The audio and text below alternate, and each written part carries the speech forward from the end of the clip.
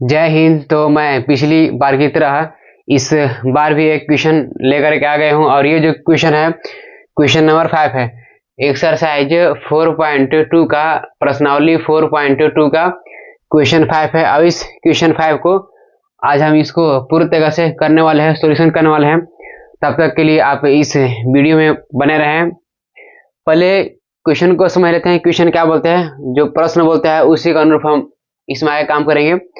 If you have a spinning wheel with 3 green sectors, 1 blue sector and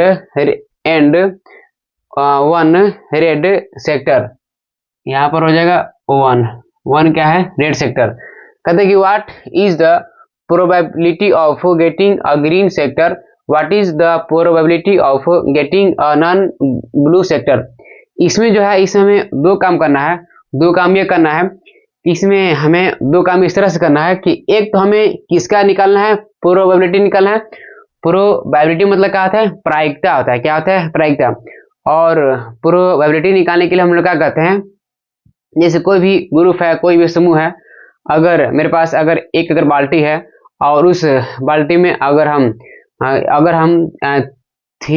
4 type का colour अगर हम किसी भी चीज में करके और उसको डाल देंगे और डालने के बाद उससे से एक एक करके हम निकालेंगे और जो टोटल जो रहेगा वो नीचे लिखा दिया जाएगा। तो यही जो होता है वो प्रोबेबिलिटी होता है, प्रायिकता होता है। मतलब कि इसमें हमें जिसका निकालने के लिए बोलता है वो ऊपर होता है और बाकी जो कुल रहता है कहाँ रहता है वो नीचे रहता है।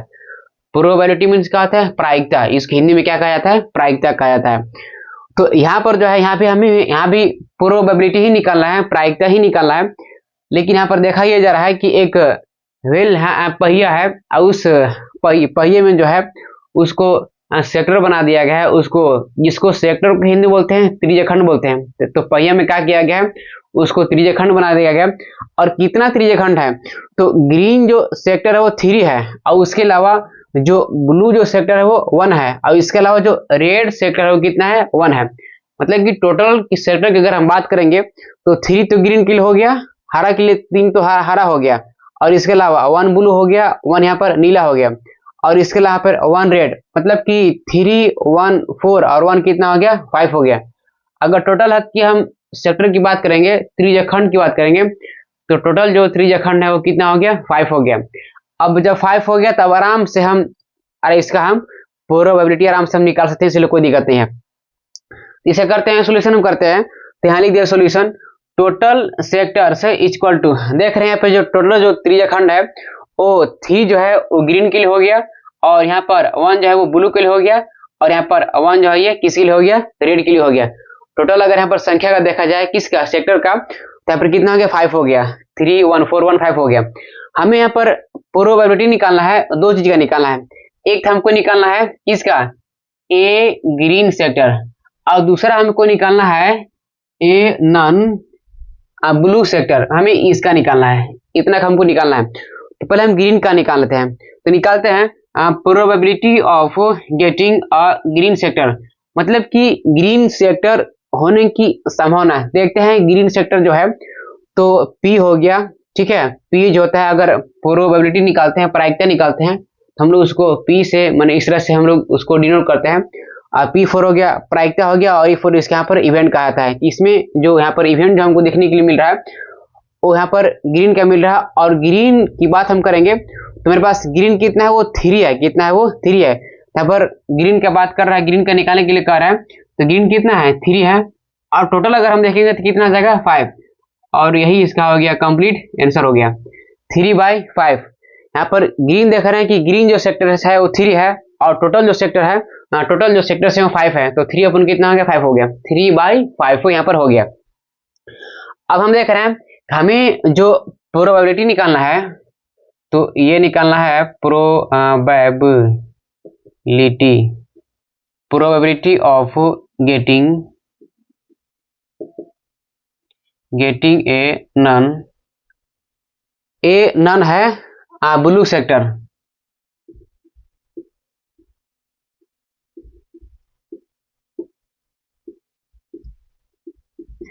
हम यहाँ पर देख रहे हैं कि हमें non blue sector, non blue sector का कहने का मतलब ये है, क्या है ये तो डायरेक्ट बोल दिया कि हम नॉन ब्लू है, मतलब कि ब्लू नहीं है, हमको ब्लू वाला निकालना नहीं है। इसमें 3 को कलर है, एक तो रेड हो गया और एक ग्रीन है और एक ब्लू है, तो बोल दिया कि हम तो ब्लू है ही नहीं, तो ब्लू नहीं है तो फिर क्या बच गया, एक बच गया रेड बच गया और एक क्या बच गया, ग्रीन बच गया। तो हम दोनों का निकालेंगे, किसका निकालेंगे, एक रेड का निकालेंगे और दूसरा ग्रीन का निकालेंगे। हाँ बोल दिया कि नॉन ब्लू सेटर मतलब हम ब्लू सेटर नहीं है, तो नहीं है तो अब 2 युग्म बच गया, कौन कौन, एक बच गया ग्रीन और एक बच गया रेड बच गया। तो ग्रीन जो है, ग्रीन कितना है 3 है, और इसके अलावा जो रेड जो है वो कितना है, वो 1 है, तो 3 1 कितना हो गया, 4 हो गया। तो 4 हो जाएगा यहाँ पर। और हम इसमें टोटल की बात करेंगे तो टोटल यहाँ पर कितना है, 5 है, तो जाएगा 4/5 हो गया, ये भी हो गया, आंसर हो गया। तब यहाँ पर देखा यह जा रहा है कि क्वेश्चन 5 में जो है यहाँ पर 2 क्वेश्चन इन्होंने दिया है, एक तो है ग्रीन सेक्टर के बारे में, एक ग्रीन सेक्टर निकालिए, और दूसरा है नॉन ब्लू सेक्टर के बारे में। तो नॉन ब्लू सेक्टर जो है, नॉन ब्लू आप कहेगा कि यहाँ पर जो ग्रीन है, तो ग्रीन में कितना है 3 है, तो यहाँ पे 3 लिख दिया, 3/5 हो गया। और लेकिन यहाँ पे ब्लू में जो है वो तो ब्लू तो 1 है, तो यहाँ पर 1 क्यों लिखा है, इसलिए लिखा है कि यहाँ पर क्या बोला है, ये नॉन ब्लू सेक्टर बोला है। नॉन ब्लू का मतलब कि हमें ब्लू का नहीं निकालना है, ब्लू के अलावा जो बचा है उसको निकालना है। तो ब्लू के अलावा किससे बच गया, ग्रीन बचा है और रेड बचा है। तो ग्रीन है 3 और रेड कितना है 1 है, तो 3 1 कितना हो गया, 4 हो गया, तो 4/5 हो गया। इसी तरह से हो गया कंप्लीट। अब आने वाले टाइम में इसी तरह से क्वेश्चन को सोल्यूशन करते रहेंगे। तब तक के लिए आप इस वीडियो में बने रहें। आप सभी लोग को तहे दिल से शुक्रिया, धन्यवाद।